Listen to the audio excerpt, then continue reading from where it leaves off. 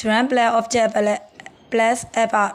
gerund ဆိုတာ verb ကရိယာနေလာတယ်ကရိယာနေလာဆိုတော့ तू က noun တော့ noun ပဲ तू ကကရိယာနေလာကြောင့်မကရိယာအလုပ်လုပ်တယ် तू က object လို့ရင် object ထည့်ပြရမယ်နောက်ကျတော့အဲ့ gerund ဒီ verb ကနေလာတဲ့ကြောင့်မလို့အဲ့ verb ကို supporting လုပ်ပြီး about ထည့်ပြရမယ်ဥပမာဖြင့် eating စားခြင်း eat ဆိုတဲ့ verb ကလာတယ်သူ့ကိုစားတယ်ဘာကိုစားမှလဲ object လေးထည့်ပြလိုက်မယ်အပင်းမီရထမင်းနေအများကြီးဟုတ်ပြီဘယ်လိုစားမှအောင်အဲ့လိုမျိုး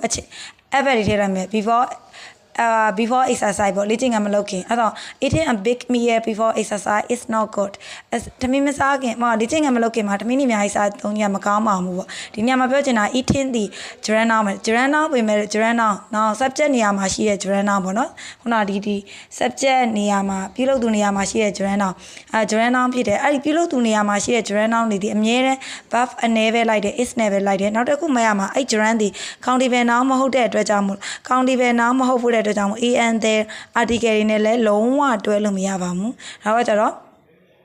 ဒီဟာကိုပဲဆက်ပြောမယ်နံပါတ်5ကို running ကပြေးခြင်း I run ပြေးသည်အဲ့မှာ ing ပေါင်းလိုက်မယ် n ရဲ့ရှေ့မှာ ai ကိုယူတရာတစ်လုံးရှိနေကြမှာ n ကိုဒါပဲ writing နှစ်ခါရေးလိုက်မယ်ပြေးခြင်းပေါ့သူက verb ကနေလာတဲ့ gerund တော့ပြေးတယ်ဘယ်လိုပြေးမှာတော့သူကပြေးတယ်ဆိုတာမှာဘာကိုပြေးရလို့ object မလို့ဘူးမလို့တော့ကြောင့် object ထည့်ပေးကြတော့မလို့ဒါပေမဲ့သူပြေးရကရိယာဖြစ်တဲ့ကြောင့်အဲ့ကရိယာကို supporting လုပ်ပေးမယ်ဘယ်လိုပြေးမှာ quickly လိမ့်မြန်စွာ adverb လေးထည့်လိုက်မယ်အဲ့မှာဘယ်ချိန်လဲဆိုတော့နောက်ကအချိန်